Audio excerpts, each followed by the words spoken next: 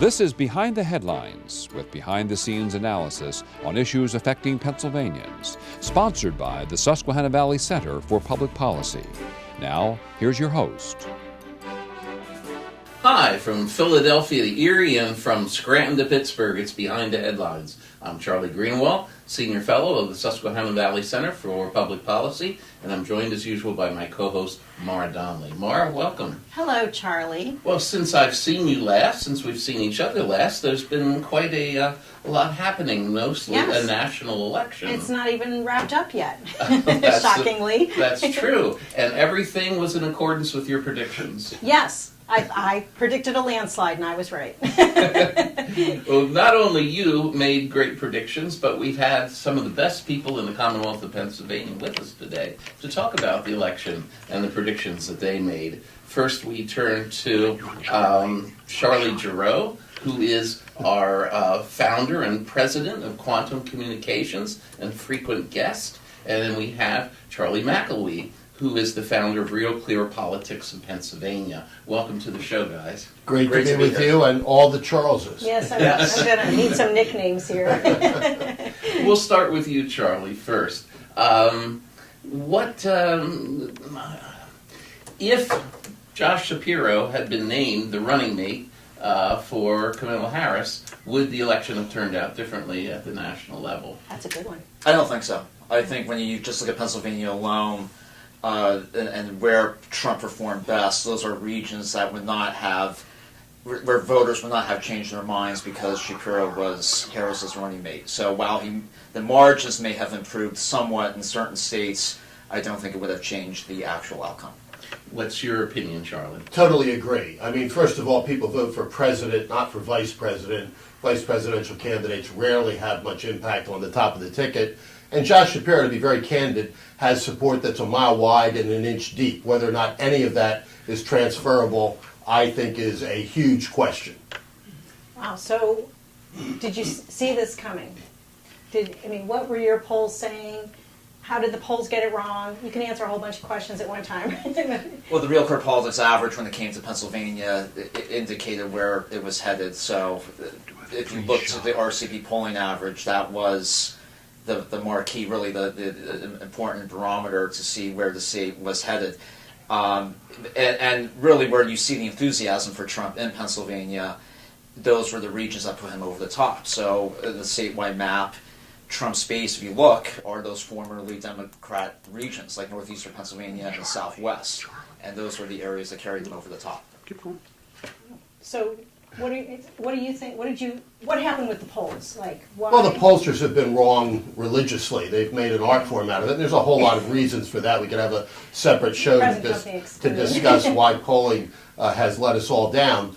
But I will say, I talked some of my friends off the ledge throughout the campaign. I believed that it was going to be a very significant victory for Donald Trump. And in my hermetically sealed envelope, I had 312. So the second time that has happened in my brief career. Wow. Okay, Charlie Gerow.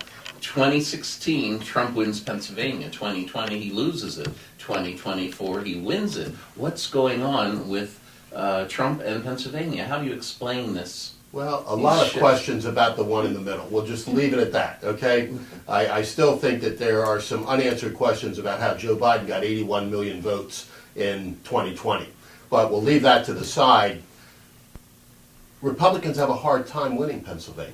If you go back before Donald Trump's win in 2016, you had to go back to 1988 when George Bush won it essentially for the third time for Ronald Reagan. And other than Ronald Reagan and Donald Trump, in our lifetime, only two people have won Pennsylvania twice, Ronald Reagan and Donald Trump. So I think that really explains much of it. The Democrats have had a gigantic registration lead in Pennsylvania through most of that period. The Trump campaign, the RNC, and local parties here in Pennsylvania whittled that number way, way down this year. And I think that was one of the reasons why Donald Trump and the entire Republican team did so well. Do you think Pennsylvania is going to remain a swing state? Yes, there's no question about it. A, it's electoral vote rich, and B, it's got a history of kind of going back and forth. But I think it's much more red than blue right now, and to my thinking, that's a good thing. Do you think it's going to remain a swing state? Agree with Charlie. It will absolutely remain a swing state, and there are still unforeseen dynamics ahead. So this was really an election where the Republican Party successfully tested demographic outcomes that were not the case and seemed even improbable in 2016, for example. So let's say the Hispanic vote in Pennsylvania. That came out full force for Trump. Look at the city of Hazleton, for example. 62% Latino population. Trump won 62% of the vote in the city of Hazleton in every single ward. And that was fueled in large part by Dominican American voters living in that city who were displaying the Trump regalia just as native Hazletonians were. I saw it there on Election Day. But the question will be for the Republican Party moving forward and what will make it a swing state.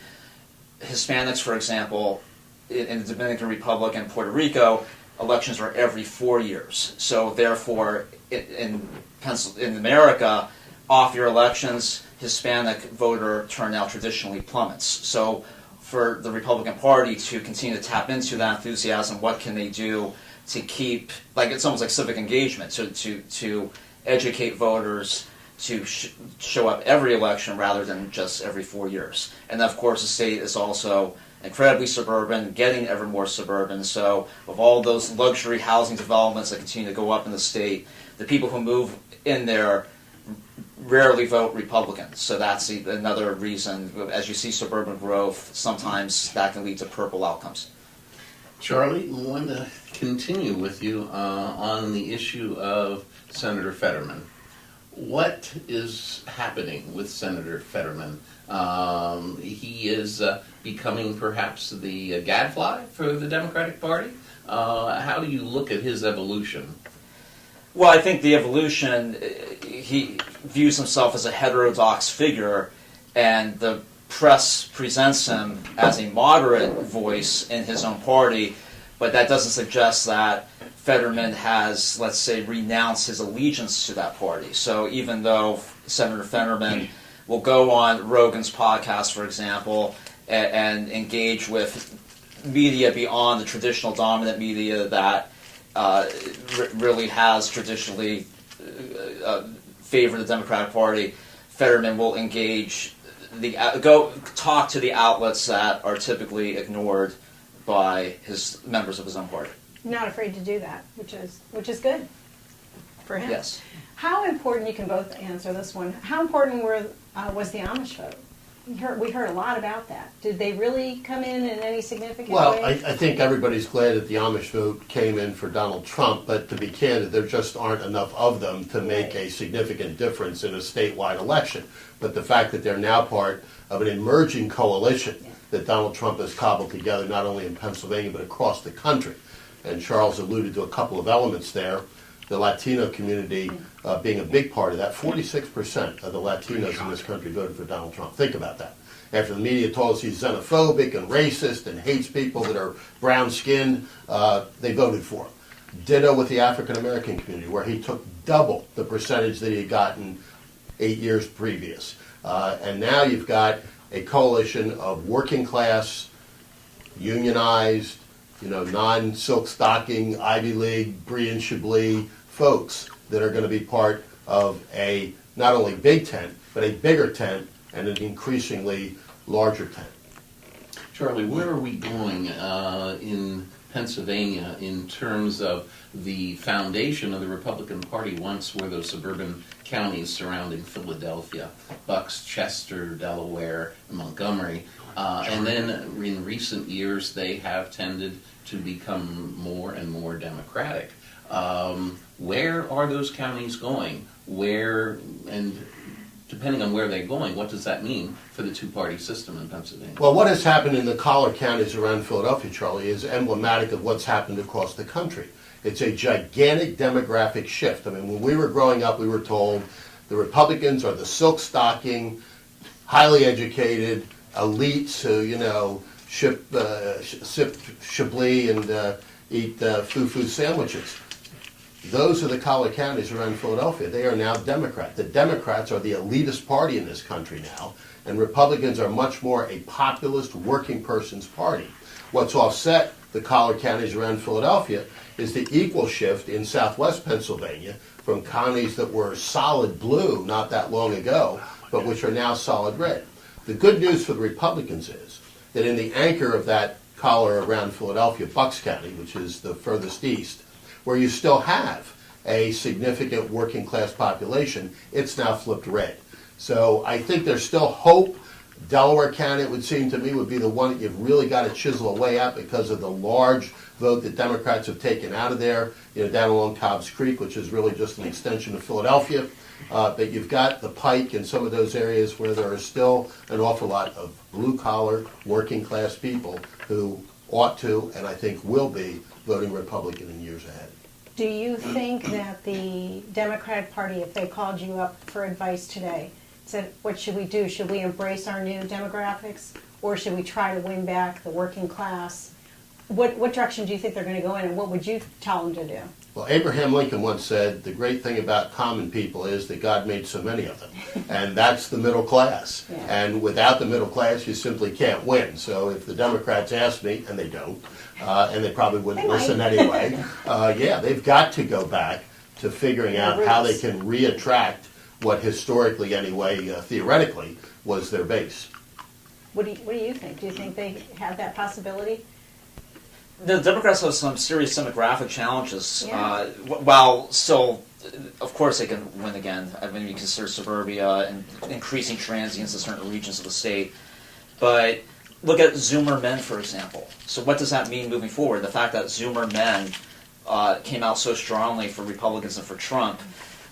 When we look at cities like Pittsburgh, for example, where you have a massive hundreds of millions of dollars revitalization project to turn skyscrapers that were for commercial office leasing into residential housing for young professionals. When those Zoomer men who just voted for Trump at Penn State, for example, when they graduate and take the job in Pittsburgh and perhaps live downtown, will they suddenly start voting Democrat? Will they be voting for the progressive candidates that have really prevailed in recent years in that region? I think that their allegiance in the Trump era, I think that may continue to hold It's not true, going anywhere. that they'll continue to vote Republican. Well, at the national level, in the last 3 minutes of this segment, we also have the fact that we're not sure at the date of this filming whether Senator Casey is going to continue to be Senator Casey, or we're going to have Senator McCormick. Could you fill us in a little bit on that, Charlie? I think Senator Casey, at this point, he'll have to take a flight to Lourdes for a miraculous outcome. This is... I'm not sure even that would help. No, exactly. I think he... there's no hope. That's one of the best lines that has ever been uttered on our set, I believe. He's looking for a miraculous outcome in the stages of political grief, but the outcome will not change. And McCormick prevailed, and it's quite telling that Casey has not come to terms with that reality, which was called for by the AP just 2 days after the election. Yeah. So there's so much drama in the collar of Philadelphia in terms of can they count illegal votes? What can they do? The Supreme Court has been very clear. In fact, I think a lot of the election commissioners got their hands slapped this week by the Supreme Court saying, you have to abide by the law. Do you have do you think there should be retribution for some of the comments that have been made? Absolutely. I mean, Diane Marsiglia, the same person who, by the way, shut down the line, the voting line in Doylestown, says that, people break laws all the time. Well, she's also on the prison board, and that's where they send folks who break the law. So, I don't think we can countenance that. There's no place for that. The Supreme Court, yes, slapped their hands, but there needs to be more than that. I mean, her comments were so far over the line. Now, they were taken out of context. No, they weren't. We all saw it. We all saw it when it was all videotaped. So she's got no running room. She did a very bad thing, and it was reflective of a really bad mindset. By the great defenders of democracy. Both to lead this particular segment, but before we do, I wondered if we both could comment on how does this reflect on Casey's father's legacy? What happened to the Bob Casey legacy? The Casey legacy, I mean, Bob Casey Sr. is like Bob Casey Jr. They're Democrats, so I don't necessarily think while Casey the father was conservative compared to And pro-life. and pro-life, and look, that's Casey in '06 ran as a pro-life, pro-gun, anti-war Democrat and prevailed that year, and he ended his career as the opposite, a hawk, pro-choice. So that certainly did not help his cause. Mm-hmm. How does that happen, Charlie? How does someone go from pro-life to pro-choice just by spending time in Washington? Yeah, and I think, and look, this is tough for me because I think comparisons are odious, particularly between fathers and sons. But, to my way of thinking, Governor Casey is rolling over in his grave. I mean, the cataclysmic change is hard to define and hard to imagine. The issue of life being so vitally important, to say I've gone from being a pro-life advocate to being not a pro-choice advocate, but a pro-abortion advocate, is incomprehensible to me. But there are a whole host of other issues, as Charles alluded to, where Bob Casey has become basically an acolyte for Barack Obama and Joe Biden. And that's not what he was elected as. It's anything but. Okay, we'll be right back with the next segment of Behind the Headlines. Hold on. Behind the Headlines is brought to you as a public service by the Pennsylvania State Association of Township Supervisors, the largest, most influential municipal association in the Commonwealth. Since 1921, PSATS has been preserving and strengthening township government and securing greater visibility and involvement for townships in the state and federal political arenas. Covering 95% of Pennsylvania's land mass, townships represent 5.5 million residents, more than any other type of political subdivision in Pennsylvania. Additional underwriting provided by the Edward H. and Jeannie Arnold Foundation and by the Pennsylvania Manufacturers Association. Business in Pennsylvania is our business. Behind the Headlines is also supported as a public service by the Pennsylvania Highway Information Association, the go-to source to learn about transportation projects and issues. Visit pahighwayinfo.org. Welcome back to Behind the Headlines. Maura and I are very happy to have Charlie Gerow and Charlie McElwee with us for this post-election analysis, probably the best post-election analysis in the Commonwealth, and we're so fortunate to have both of you. Maura and I guess would like to turn right now a little bit more to the state elections. There was an interesting election in northeastern Philadelphia, wasn't there, Charlie? What happened in northeastern Philadelphia that sort of stood out in this Trump year, if you will? Yeah, so Joe Boccozzi, young Republican, How old? 29, and he previously worked at the Manhattan Institute, where I'm an alum as well, and having worked at City Journal, and he ran what was viewed as the improbable, that there was no way that this 29-year-old Republican could defeat the Democrats in the city's northeast, and Boccozzi ran what was an indefatigable campaign, knocking on doors, really engaging the grassroots, and he pulled what is considered the upset for state Democrats, that he won the state Senate seat in the Northeast. But the Northeast itself is definitely a microcosm of what we're seeing, that you have working class voters who are shifting Republican, immigrants who shifted red. It's a very diverse district, and it played well for Boccozzi, played well for Trump, and it's indicative of where Republicans are viewing opportunities with this ongoing realignment.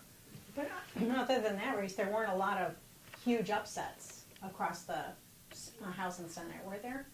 No, that was the yeah. Not for the legislature. Not a single incumbent lost Right. in the House, and not a single one other than Dillon in the northeast of Philadelphia lost in the Senate. So, it's the power of incumbency. It's bluntly the power of big money. I mean, Charlie, they're spending millions of dollars on state House races now. You used to be able to run for Congress for less than $1 million, and you could run for the state legislature on $15,000 or $20,000. Now they're spending several $1 million just to lose. Where's the money coming from, Charlie?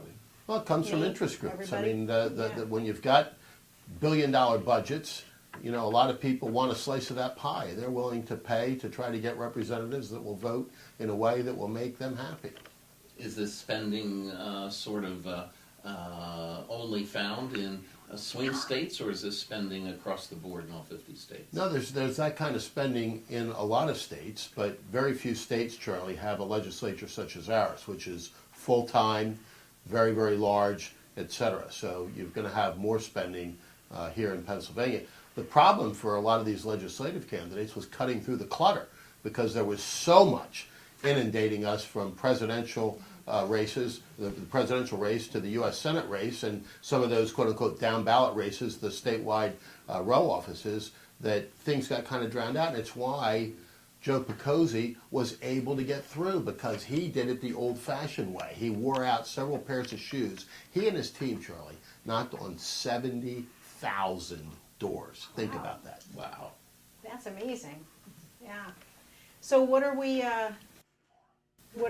seeing with our governor and his future? I think that Josh Shapiro had to be the unhappiest man in America through this election cycle, because he didn't get to run on the national stage, and while the media propped him all up, that will go away very quickly. As I described earlier, I think his support is a mile wide and an inch deep. I think he's hurt himself very, very badly in the way that he has handled the post-election stuff here in Pennsylvania. I believe the Republicans will come up with a very serious challenger for Josh Shapiro in 2 years, and he'll once again be asked the question, which everybody knows the answer to now: do you really want to be governor? Oh, it's got to be tough. Charlie, tell us about the Republicans swept all the row offices at the state level in Pennsylvania too, didn't they? Treasurer, Attorney General, Auditor General, yes, they swept those offices. And when you consider all the statewide offices that were in play, from those row offices to the U.S. Senate and, of course, President, it was really the best performance for the Republican Party since 1980 in Pennsylvania. And picked up 2 congressional seats. I think that's important to Very mention important. as well. Yeah. So that you now have a majority Republican delegation from Pennsylvania, whereas just a couple of weeks ago it was majority Democrat. I mean, the Republicans had a really, really, really good night. So how much of a superstar is Stacey McGarrity going to be? Our Stacey Garrity. Stacey Yeah, Garrity, yeah. excuse me. Oh, she's a star. I mean, she Yeah. when you consider her the voting margins that she Yeah, enjoys, did she she get the outperformed most? Shapiro from a few years ago. So she's definitely a star, and certainly one of those, when you look at the Republican bench, those contenders for continued ascendance. Everybody loves her. Yeah, she's doing a good job. And apparently she got more votes, not just more than Shapiro, she got more votes than anybody ever in a row office. Is that true? Or did I misread that? That's most likely true. Yes, I- she not only has her own star power, but she ran against a woman that even Josh Shapiro wouldn't support or vote for. Oh, boy. When your own Democrat governor says, not for me, you've probably got a challenged candidacy. So Charlie, how do the Democrats go back to the drawing board? Where do they start in terms of rebuilding their party statewide? Well, again, they don't call me for advice, but I think it's a couple of things. One, it's getting away from the woke, women should be able to, or men should be able to participate in women's sports. Abortion is the only issue that women care about, etc. I think if they can get away from that and get back to the issues that people care about, what are the families that live next door to you thinking about when they get up each morning? Those are the things that the Democrats have got to address, and which they failed miserably to do in this particular cycle. Can they do it?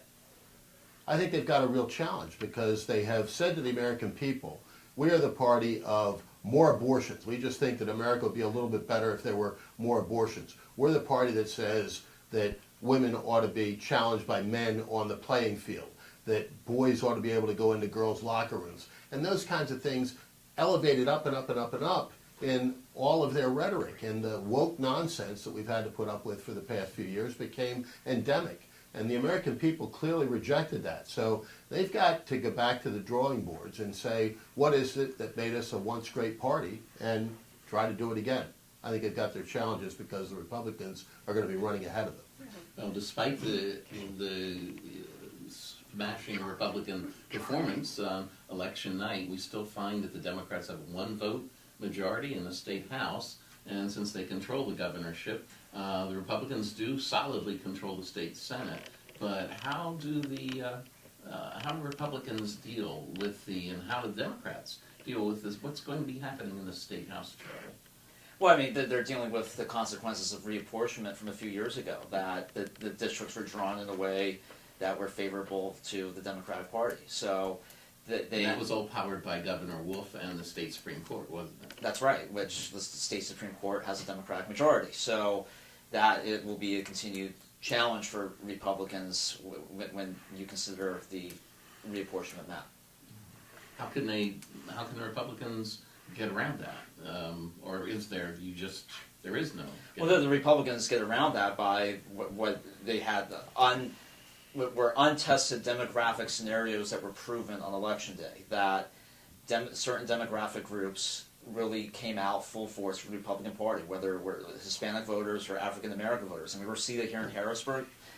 Trump's best performance compared to 2020 in the city of Harrisburg were all the wards in Allison Hill, which is a black neighborhood in the city. I went to high school there, Bishop McDevitt. So these are the types of outcomes where, even in spite of reapportionment, there could be surprising outcomes in House races ahead. And what's particularly hilarious to me in all of that is that after years of the media pounding daily that Donald Trump is a racist, a xenophobe, hates black people, hates people that are brown, et cetera, et cetera, et cetera, he did so remarkably well in every one of those demographic groups and shows great running room ahead. He's going to expand that coalition. When you see NFL stars out there, doing the Trump dance in the end zone, you realize that it's cool to be with Trump. So who do you think Biden voted for? Well, his wife wore a red dress. We'll just leave it at that. And he seemed pretty happy to see President Trump at the White House the other day. It's going to be an interesting couple of years. Yeah, who do you think, last question, who are the likely Republican candidates for governor to square off against Shapiro going to be in the near future? Oh, I think there are going to be several. I don't want to get into the speculation about who's going to run for governor just yet, but I think you're going to see a very, very serious set of candidates. I'm hopeful that the Republicans will settle on one so that we don't have a 17-person primary like we did not that long ago. Okay, you heard it here first from the Charlies, and we thank both of you. Maura and I are so grateful for your expertise and your knowledge and sharing it with our audience. So thanks for being with us, and tune in again next week for another episode of Behind the Headlines. We'll see you then.